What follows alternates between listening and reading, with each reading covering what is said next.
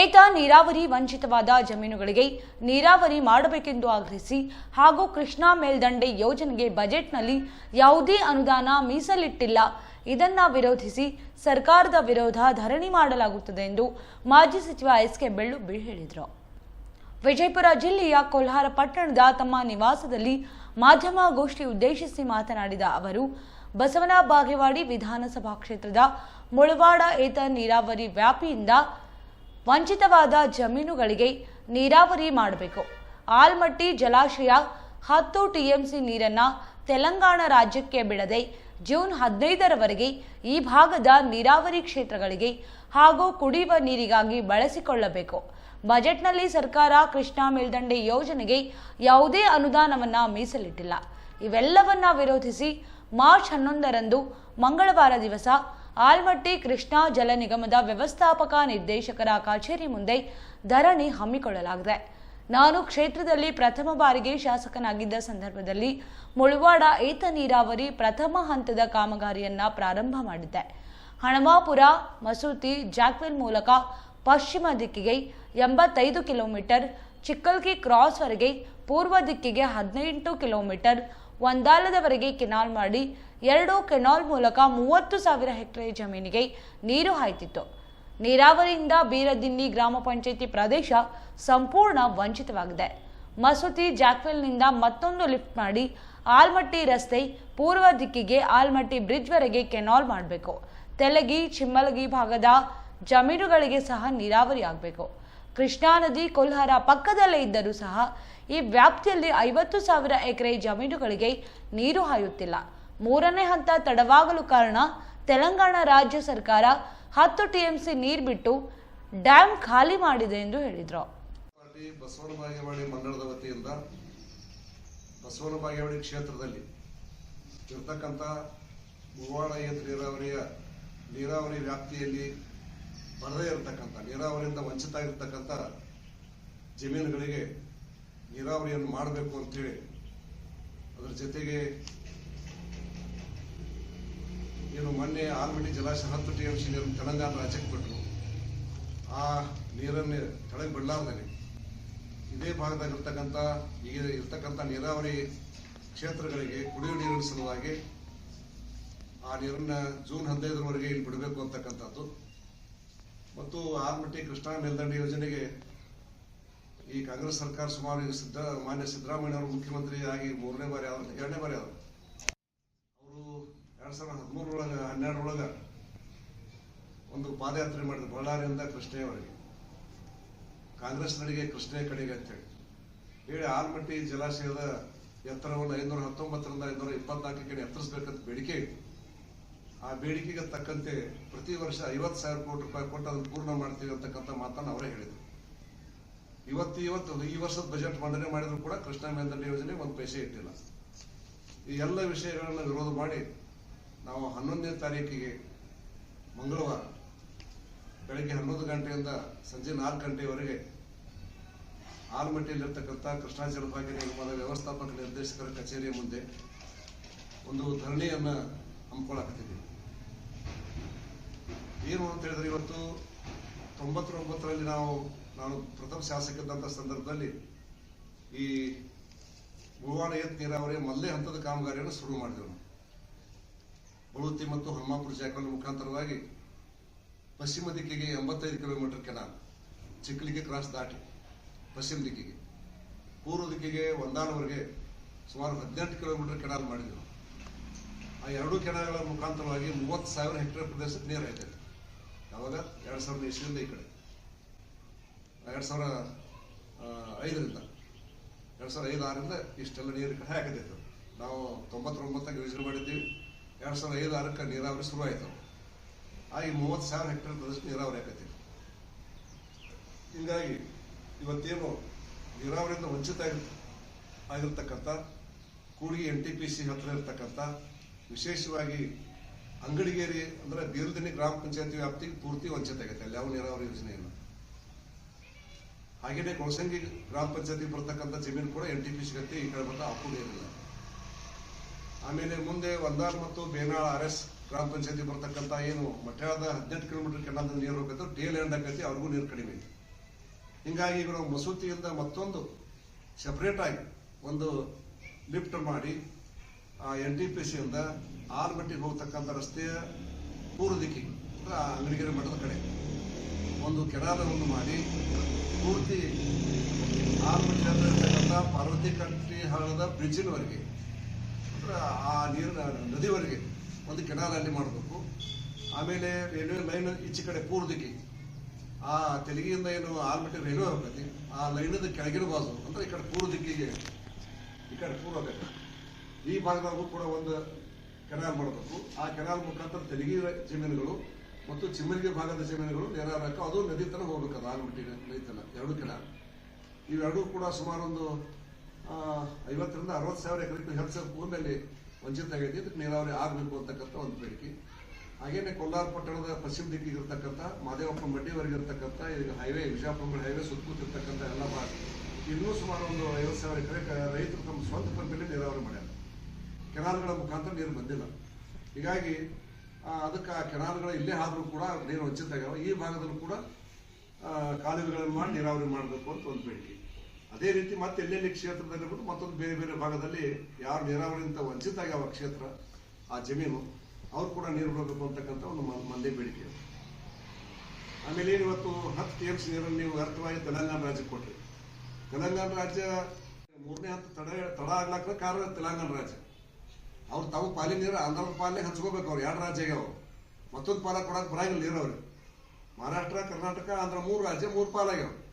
ಆ ಪಾಲನೆಗೆ ಹಂಚ್ಕೊಂಡು ಬಿಟ್ಟು ಕೊಟ್ಟಾರ. ಇನ್ನು ಮತ್ತೆ ಅವ್ರು ಇನ್ನೊಂದು ಪಾಲ ಆಗ್ಬೇಕಂತ ಅರ್ಜಿ ಕೊಟ್ಟಾರ ಕೃಷ್ಣಾ ನ್ಯಾಯಾಧಿಕರಣ ಮಂಡಳಿಗೆ ಎಲ್ಲಿ ದಿಲ್ಲಿಗೆ ಕೊಟ್ಟಾರ ತಿಳ್ಕೊಂಡು ನಮ್ಮ 3ನೇ ಹಂತದ ಯೋಜನೆ ವಿಳಂಬ ಆಗತೈತದ. ಅಂಥವ್ರಿಗೆ ನೀವು 10 TMC ನೀರು ಸರ್ಕಾರ ಐತಿ ಕಾಂಗ್ರೆಸ್ ಪಕ್ಷ ತಿಳ್ಕೊಂಡ್ರೆ ಇಲ್ಲಿ ಸರ್ಕಾರ 10 TMC ನೀರು ಬಿಟ್ಟು ಡ್ಯಾಮ್ ಖಾಲಿ ಮಾಡಿದ್ರು. ಅದಕ್ಕೆ ಅಲ್ಲಿ ನೀರು ಬಿಡುವಂಥದ್ದು ಇನ್ನು ಮುಂದೆ ಯಾವುದೇ ಕಾಲಕ್ಕೂ ಅದನ್ನ ನಾವು ವಿರೋಧ ಮಾಡ್ತೀವಿ. ಅಲ್ಲಿ ಡ್ಯಾಮಿನಿಂದ ಈ ನೀರನ್ನು ಹೊರಗೆ ತೆಳಗಿನ ಮತ್ತೊಂದು ರಾಜ್ಯಕ್ಕೆ ಬಿಡುವಂಗಿಲ್ಲ. ಆ ಯುದ್ಧ ನೀರನ್ನು ಉಳಿತಂದ್ರೆ ಅದಕ್ಕೆ ಜೂನ್ 15ರವರೆಗೆ ಏನಿದು 85 ಕಿಲೋಮೀಟರ್ ಪಶ್ಚಿಮ ಕೆನಾಲ್ ಐತಿ ಮಕ್ಕಳದಿಂದ 18 ಕಿಲೋಮೀಟರ್ ಒಂದಾಪುರಕ್ಕೆ ಕೆನಾಲ್ ಐತಿ. ಅದು 30,000 ಹೆಕ್ಟೇರ್ ನೀರಾವರಿ ಐತಿ. ಅಲ್ಲಿ 15 ದಿವಸಕ್ಕೊಮ್ಮೆ ಕುಡಿಯುವ ನೀರಿನ ಸಲುವಾಗಿ ನೀರು ಬಿಡುವಂಥದ್ದು ಆಗ್ಬೇಕು. ಆ 2 ಕೆನಾಲ್ಗಳಿಗೆ ಆ 30,000 ಹೆಕ್ಟೇರ್ ಪ್ರದೇಶಕ್ಕೆ ಉಪಯೋಗ ಆಗುತ್ತೆ ಅಲ್ಲಿ ಕುಡಿಯುವ ನೀರಿಗೆ ಮತ್ತು ಅಲ್ಪ ಸ್ವಲ್ಪ ಬೆಳೆಯುತ್ತೆ ಬೇಸಿಗೆ ಒಳಗೆ. ಇನ್ನು ನಾವೇ 2012ರಾಗ ನಾನು ಉಸ್ತುವಾರಿ ಮಂತ್ರಿ ಇದ್ದೆ, ಬೊಮ್ಮಾಯಿ ನೀರಾವರಿ ಮಂತ್ರಿ ಇದ್ದು, ಜಗದೀಶ್ ಶೆಟ್ಟರ್ ಮುಖ್ಯಮಂತ್ರಿ ಇದ್ದರು. ಅವಾಗ ನಾವು ಕುಡಿಯುವ ನೀರಿನ ಸಲುವಾಗಿ ಕೆರೆ ತುಂಬ ಯೋಜನೆಯನ್ನು ಮಾಡಿದ್ವಿ. ಇಲ್ಲಿಂದ ಮಸೂತಿ ಜಾಕವಾಣಿ 3ನೇ ಜಾಕವಾಣಿಯಿಂದ ಇಡೀ ಜಿಲ್ಲೆ ತುಂಬ ಕೆನಾಲ್ಗಳು ಹೋಗಿದ್ದಾವೆ. ಹಾಗೇನೆ ಚಿಮ್ಮಲಿಗೆ ಜಾಕವಾಣಿಯಿಂದ ಕೂಡ 3ನೇ ಹಂತದ ಕೆನಾಲ್ ಎಲ್ಲೂ ಹೋಗಿದ್ದಾವೆ. 2 ಕೆನಾಲ್ಗಳ ಮುಖಾಂತರವಾಗಿ ಜಿಲ್ಲೆಯಲ್ಲಿರ್ತಕ್ಕಂಥ ಎಲ್ಲ ಕೆರೆಗಳು ತುಂಬಾಕತ್ತೀವಿ ನಾವು. 2012ಕ್ಕೆ ನಾವು ಮಾಡಿದೀವಿ. ಮುಂದೆ ಕಾಂಗ್ರೆಸ್ ಸರ್ಕಾರ ಬಂತು, ಅವ್ರದ್ದು ಮುಂದುವರ್ಸ್ಕೊಂಡವ್ರು MP ಬಂತು, ಅವ್ರು ಮುಂದುವರ್ಸ್ಕೊಂಡೋದು. ಇವತ್ತು ನಾವು ಪೂಜೆ ಮಾಡಿದ್ದೇವೆ, ಪೂಜೆ ಟೆಂಡರ್ ಕರೆದಿದ್ದೇವೆ ನಾವು 2012ರಾಗ. ಕರೆದು ಅದು ಮಾಡಿದ್ದಕ್ಕೆ ಅದಕ್ಕೆ ಕಾರಣ ಬೊಮ್ಮಾಯಿ ಅವ್ರ ಪಾತ್ರ ದೊಡ್ಡದು. ಜಗದೀಶ್ ಶೆಟ್ಟರ್ ಬೊಮ್ಮಾಯಿ ಅವ್ರು ನಿಜವಾಗ್ಲೂ ನಮ್ಮ ಜಿಲ್ಲೆಯ ಬಗೆಹರಿತ ಅಂತ ತಪ್ಪಾಗಲಿಕ್ಕಿಲ್ಲ. ಹೀಗಾಗಿ ಅವರು ಆ ಯೋಜನೆಯನ್ನ 3ನೇ ಹಂತ 1ನೇ ಹಂತ ಯಾಕೆ ಮಾಡಿ ಆಲ್ಮಟ್ಟಿಗೆ ಮಾತ್ರ ಅಂತ ತಿಳ್ಕೊಂಡು ಅದನ್ನ ಕಾಟ್ ಹಾಕಿ ಅದಕ್ಕೆ ಕುಡಿಯುವ ನೀರಿನ ಸಲುವಾಗಿ ಆ ಯೋಜನೆಯನ್ನು ಸುಮಾರು 17,000 ಕೋಟಿ ರೂಪಾಯಿ ಎಸ್ಟಿಮೇಟ್ ಮಾಡಿ 1200ಕ್ಕಿಂತ ಹೆಚ್ಚು ಕೋಟಿ ರೂಪಾಯಿಗಳ ಕೆನಾಲ್ಗಳಿಗೆ ಟೆಂಡರ್ ಕರೆದು ಯರ್ನಾಳ್ ಸಂಗನ ಬಸವ ಸ್ವಾಮಿಗಳು ಕರ್ಕೊಂಡ್ಬಂದು ಮಸೂತಿ ಒಳಗೆ 6 ಗಂಟೆಗೆ ನಾವು 2012ರ ಪೂಜೆ ಮಾಡಿದ್ವಿ. ಅದರಿಂದ ಇವತ್ತೆಲ್ಲ ಜಿಲ್ಲೆ ಕೆರೆ ತುಂಬಾಕತ್ತೇವೆ. ಅದಕ್ಕೆ ಈ 30,000 ಹೆಕ್ಟೇರ್ ನೀರು ಕೊಡುವುದರ ಜೊತೆಗೆ ಆ ಕೆರೆ ತುಂಬು ಕೆನಾಲ್ಗಳು ಬರ್ತಾವಲ್ಲ ಅವ್ರ ಕಡೆ ಜೂನ್ 15 ತನಕ ಡ್ಯಾಮ್ನಾಗ ಎಷ್ಟು ನೀರು ಲಭ್ಯತೆ ನೋಡ್ಕೊಂಡು ಆ ಕುಡಿಯುವ ನೀರು ಸಹ ಇಡೀ ಜಿಲ್ಲೆಗೆ ಕೂಡ ಆ ಕೆನಾಲ್ ಮಸೂತಿ ಕೆನಾಲ್ಗಳ ಮುಖಾಂತರ ಕೂಡ ನೀರು ಕೊಡಬೇಕಂತ ಒಂದು ಡಿಮಾಂಡ್ ಇದೆ. 2ನೇ 10 TMC ಬಿಟ್ಟರೆ ಅದು ಇಡೀ ಜಿಲ್ಲೆಗೆ ಕೊಡಲಾಗಬೇಕು. 3 ಚಿಮ್ಮಲಿಗಿಂದ ಎಲ್ಲ ಕೆರೆ ತುಂಬ್ತಾವ ಅಲ್ಲೆಲ್ಲ ಹೋಗ್ಬೇಕು ಜಿಲ್ಲೆಗೆ ನೀರು. ನಮ್ಮ ಕ್ಷೇತ್ರದಷ್ಟ ಜಿಲ್ಲೆಗೂ ನಾವು ಚಿಂತೆ ಮಾಡಕತ್ತಾವ ಕುಡಿಯುವ ನೀರು. ಆಮೇಲೆ ಇವತ್ತು ನೀವೇನು ಕೃಷ್ಣಾ ಮೇಲ್ದಂಡೆ ಯೋಜನೆ ವರ್ಷಕ್ಕೆ 50,000 ಕೋಟಿ ಇವತ್ತು ಈ ವರ್ಷದ ಬಜೆಟ್ ಮಾಡಿದ್ರೆ ಮಾಡಿರಿ ನೀವು 2025-26. ಈ ಬಜೆಟ್ನಾಗ ಕೃಷ್ಣಾ ಮೇಲ್ದಂಡೆ ಯೋಜನೆ ಹೆಸರು ತೆಗೆದಿಲ್ಲ. ಒಂದು ಪೈಸೆ ಹೆಸರು ಮ್ಯಾಗ ಇಟ್ಟಿಲ್ಲ. ಕರ್ನಾಟಕದ ನೀರಾವರಿ ಯೋಜನೆಗಳಿಗೆ 22,000 ಕೋಟಿ ಚಿಲ್ಲರೆ ಇಟ್ಟಿದ್ದಾರೆ. ಅಂದ್ರೆ 22,000 ಕೋಟಿ ಒಳಗೆ ಕಾಂಟ್ರಾಕ್ಟ್ ಬಿಲ್ನ ಒಂದು 17,000 ಕೋಟಿ ಇರ್ತಾವೆ. 15,000 ಕೋಟಿ ಅವ್ರದೇ ಬಿಲ್ ಇರ್ತಾವೆ. ಇನ್ನು ಕೋರ್ಟ್ ಅಡ್ಜಸ್ಟ್ ಪಟ್ಟಿರ್ತಾವೆ. ನಿಮಗೆ ಪೇಮೆಂಟ್ ಕೊಡ್ಬೇಕಂತ ಬೇಕಾದ್ರೆ ಭೂಮಿ ಕಳ್ಕೊಂಡವ್ರು ಅವ್ರಿಗೆ ಕೊಡಕ್ಕೆ ದುಡ್ಡು ಸಾಲದವ್ರು ನಿಮಗೆ. ಮತ್ತೆ ಕೃಷ್ಣಾ ಮೇಲ್ದಂಡೆ ಮುಗಿಸ್ತೀರಿ ಅವಾಗ ನೀವು 50,000 ಕೋಟಿ ಹೇಳಿ ನೀವು 12 ವರ್ಷ ಆದ ಮುಗಿತೀವಿ. ಮತ್ತೆ 2 ಸಲ ಮುಖ್ಯಮಂತ್ರಿ ಆಗಿ 2 ವರ್ಷ ಆಯ್ತು. ಮತ್ತೆ ಅದು ಮಾಡೋದು ಯಾವಾಗ? ಕೃಷ್ಣಾ ಮೇಲ್ದಂಡೆ ಹೆಸರು ತೆಗೆದ್ರೆ ಬಜೆಟ್ನಾಗ ನೀವು ಮಂಡಿ ಬಜೆಟ್ನಾಗ ಇದು ದೊಡ್ಡ ಅನ್ಯಾಯ. ಅದಕ್ಕೆ ನಮ್ಮ ಕೃಷ್ಣ ಕೋಲಾರ ಕುಡ್ಕೊಂಡು ಕರಾಳ ದಿನ ಅಂತ ಹೇಳ್ಯಾರ. ಮಂಡಿ ಬಜೆಟ್ ಮಾಡಿದ್ರು ಸರಿ ಆಯ್ತು. ಅವ್ರು ಹೇಳಿದ್ರು ಈ ಮುಳುಗಡೆ ಜನರಿಗೆ ಒಂದು ಕರಾಳ ದಿನ ಇದ್ದಂಗೆ ವಿಜಯಪುರ ಜಿಲ್ಲೆ ಜನರಿಗೆ ಅದು ಬಜೆಟ್. ಹೀಗಾಗಿ ಅದನ್ನ ಬದಲಾಗಿ ಇವತ್ತು ನಾವು ಒತ್ತಾಯ ಮಾಡ್ತೀವಿ. ನ್ಯಾಯ ದುಡ್ಡು ಕೊಡಿಸ್ತಾರೋ ಗೊತ್ತಿಲ್ಲ. ಇವತ್ತೇನೋ ಜಲಸಂಪನ್ಮೂಲ ಸಚಿವರು ಡಿ ಕೆ ಶಿವಕುಮಾರ್ ಅವರು ನಾವು ಬಾಂಡ್ ಮಾಡಿ ರೊಕ್ಕ ಕೊಡಿಸ್ತೀವಿ ಅಂತ ಹೇಳಿಕೆ ಕೊಟ್ಟರು. ಪೇಪರ್ ನೋಡಿರಿ, ವಿಜಯ ಕನ್ನಡ ಬಂದೈತೆ ನೋಡಿರೋದು. ಹಿಂದೆ ದೇವೇಗೌಡರು ಕುಡಿಸಿದ್ರು, SM ಕೃಷ್ಣ ಕುಡಿಸಿದ್ರು, ನಾವು ಹಂಗೆ ಮಾಡ್ಬೇಕಂತ ಮಾಡಿ ಚಿಂತನೆ ಮಾಡಕತ್ತೀವಿ ಅಂತ ಹೇಳ್ಯಾರ. ಬರೀ ಚಿಂತನೆ ಮಾಡಿ ಮಾಡ್ರಂತ ಹೇಳ್ತೀನಿ ನಾನು. ಏನು ಮಾಡ್ತಿರೋ ಗೊತ್ತಿಲ್ಲ. ಸಾಲ ತಗೋತಿರು, ಗ್ಯಾರಂಟಿ ಕೊಡಕ್ಕೆ 1,16,000 ಕೋಟಿ ಬಜೆಟ್ನೇ ಸಾಲ ಮಾಡಿದ್ರು. ಫಸ್ಟ್ ಟೈಮ್ ಬಜೆಟ್ನೇ ಸಾಲ ಯಾವ ಸರ್ಕಾರ ಮಾಡಿದ್ರು ಏನು ಗೊತ್ತಿಲ್ಲ ನಿಮಗೆಲ್ಲ. ನಮ್ಮ ಉತ್ಪನ್ನ ಏನಿತ್ತು ಅದು ಖರ್ಚು ಹಾಕ್ತಿದ್ರು. ಆಗ ಎಷ್ಟು ಟ್ಯಾಕ್ಸ್ ಬರುತ್ತೆ ಅದು ಖರ್ಚು ಮಾಡುವಂಥ ಬಜೆಟ್ನ ಉದ್ದೇಶ. ಈಗ 1,16,000 ಸಾಲ ಮಾಡಿರಿ, ಯಾಕೆ ಗ್ಯಾರಂಟಿಗೆ 50-60,000 ಕೋಟಿ ಕೊಡ್ಬೇಕು ನೀವು. ಹೋದ ವರ್ಷ ಯಾವ ಇಲಾಖೆಗೆ ದುಡ್ಡು ಕೊಡೋಕ್ಕಾಗಿಲ್ಲ ನಿಮ್ಗೆ ಒಟ್ಟು.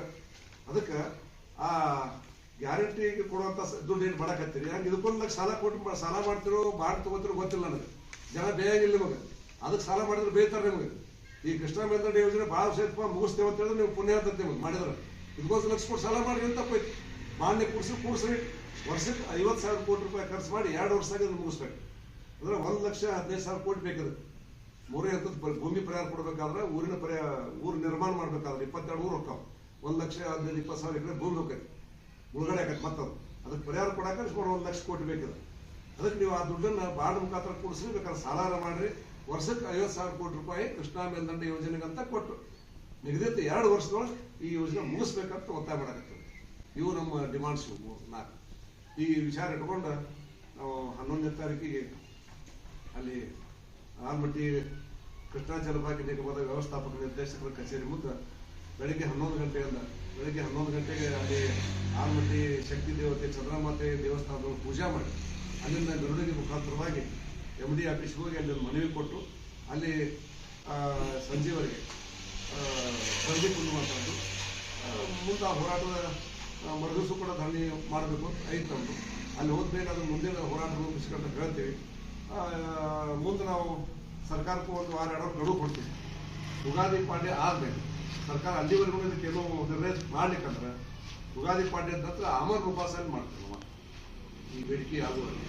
ಈ ರೀತಿ ವಿಚಾರವನ್ನು ಭಾರತೀಯ ಜನತಾ ಪಾರ್ಟಿ ಬಸವನಗುಡಿ ಮಂಡಳದ ವತಿಯಿಂದ ನಮ್ಮ ಮಂಡಳ ಅಧ್ಯಕ್ಷ ಸಿದ್ದರಾಮ ಕಾಕಣಿಕೆ ಅವ್ರನ್ನ ಅಲ್ಲಿ ಚರ್ಚೆ ಮಾಡಿದ್ದೀವಿ. ಇದರಲ್ಲಿ ಅವರು ಭಾಗವಹಿಸ್ತಾರೆ. ಮತ್ತು ಇಬ್ಬರನ್ನ ಈ ಹೋರಾಟದ ಸಂಚಾಲಕರು ನಾವು ನೇಮಕ ಮಾಡಿದ್ವಿ. ಒಬ್ಬರು ರಾಜ್ಕುಮಾರ್ ದೇಸಾಯಿ ಅಂತ ಅಂಗಡಿಗೆರೆ, ಅಲ್ಲಿ ವ್ಯವಸ್ಥೆಗಳನ್ನು ಮಾಡಿಸಲಾಗಿ ನೋಡಕ್ಕೆ ಚಂದ್ರಶೇಖರ್ ಸಂಗಪ್ಪ ನಮ್ಮ ಮಗ ಇಬ್ಬರು ಸಂಚಾಲಕರ. ಅವ್ರ ಜೊತೆ ಒಂದು ಕಮಿಟಿ ಆಗತ್ತೆ. ನಾಳೆ ಒಂದು ಹೋರಾಟದ ಸಮಿತಿ ಆಗತ್ತೆ. ಎಲ್ಲ ಈ ವ್ಯಾಪ್ತಿ ಬರ್ತಕ್ಕಂಥ ನೀರಾವರಿ ಬರ್ತಕ್ಕಂಥ ಹಳ್ಳಿಗಳಿಂದ ಒಬ್ಬೊಬ್ಬರು ಪ್ರತಿನಿಧಿ ತಗೊಂಡು ಒಂದು 20-25 ಮಂದಿ ಸಮಿತಿ ನಾಳೆ ರಚನೆ ಮಾಡ್ತಾರೆ. ಮಾಡಿ ಅವರು ಕೂಡ ನಾಳೆ ಒಂದು ಹೇಳಿಕೆ ಕೊಡ್ತಾರೆ. ಇವತ್ತು ನಾವು ಜಂಟಿಯಾಗಿ 4 ಜನರು ಜಂಟಿಯಾಗಿ ಒಂದು ಪತ್ರಿಕಾ ಪ್ರಕಟಣೆ ಮುಖಾಂತರ ಈ ಒಂದು ಹೇಳಿಕೆಯನ್ನು ನಿಮ್ಮ ಮುಖಾಂತರ ಜನರಿಗೆ ಕೊಡಲಿಕ್ಕೆ ಬಯಸ್ತೀವಿ. Shri SK Belubbi PU science college and Shri Yellammadevi CBSE school Kolar Vijayapura district ಅಲ್ಲಿ ನೆಲೆಸಿದ್ದು 2021ರಲ್ಲಿ ಶ್ರೀಯುತ ಮಲ್ಲಿಕಾರ್ಜುನ್ ಸಂಗಪ್ಪ ಬೆಳುಬ್ಬಿ ಅವರಿಂದ ಸ್ಥಾಪನೆಗೊಂಡು ಎಲ್ಲ ಸಾಮಾನ್ಯ ವರ್ಗದ ಜನತೆಯ ಮಕ್ಕಳಿಗೂ ಕೂಡ ಅಂತಾರಾಷ್ಟ್ರೀಯ ಮಟ್ಟದ ಶಿಕ್ಷಣ ದೊರೆಯಲಿ ಎಂಬ ಶ್ರೇಷ್ಠ ಧ್ಯೇಯದೊಂದಿಗೆ ದಾಪುಗಾಲಿಡುತ್ತಾ ಮುನ್ನಡೆಯುತ್ತಿದೆ. ಈ ಸಂಸ್ಥೆಯಲ್ಲಿ ಅಚ್ಚುಕಟ್ಟಾದ ಪರಿಸರ ಸ್ನೇಹಿ ವಾತಾವರಣ ಇದ್ದು ವಿಶಾಲವಾದ ಪ್ರಾಂಗಣವನ್ನು ಹೊಂದಿದೆ ಹಾಗೂ ಅತ್ಯುತ್ತಮವಾದ ಮೂಲ ಸೌಕರ್ಯಗಳನ್ನು ಕೂಡ ಒಳಗೊಂಡಿದೆ. ಎಲ್ಲ ತರಗತಿಗಳಲ್ಲಿ ಉತ್ತಮವಾದ ಗಾಳಿ ಬೆಳಕಿನ ವ್ಯವಸ್ಥೆ ಇದ್ದು CCTV ಹಾಗೂ ಪ್ರೊಜೆಕ್ಟರ್ಸ್ ಗಳನ್ನು ಅಳವಡಿಸಲಾಗಿದೆ. ವಿಜ್ಞಾನ, ಗಣಿತ, ಕಲೆ, ಸಂಗೀತ ಪ್ರಯೋಗಾಲಯಗಳು, ವಿಶಾಲವಾದ ಕ್ರೀಡಾಂಗಣ, ಕ್ಯಾಂಟೀನ್, ಈಜುಕೊಳ, ಸುಸಜ್ಜಿತ ಮತ್ತು ಸುರಕ್ಷಿತವಾದ ಪ್ರತ್ಯೇಕವಾದ ಹಾಸ್ಟೆಲ್ನ ವ್ಯವಸ್ಥೆ, ಸಾರಿಗೆ ವ್ಯವಸ್ಥೆ, ವೈದ್ಯಕೀಯ ವ್ಯವಸ್ಥೆ ಹೀಗೆ ಇನ್ನೂ 10 ಹಲವಾರು ವ್ಯವಸ್ಥೆಗಳನ್ನು ನಮ್ಮ ಶ್ರೀ ಯಲ್ಲಮ್ಮದೇವಿ CBSE ಸ್ಕೂಲ್ ಹಾಗೂ ಕಾಲೇಜ್ ಒಳಗೊಂಡಿದೆ. ಬನ್ನಿ, ತಮ್ಮ ಮಕ್ಕಳ ಉಜ್ವಲವಾದ ಭವಿಷ್ಯಕ್ಕೆ ಇಂದೇ ಭೇಟಿ ಕೊಡಿ. Shri SK Belubbi PU science college and Shri Yellammadevi CBSE school Kolar, Vijayapura district 8123870010 and 7019516175.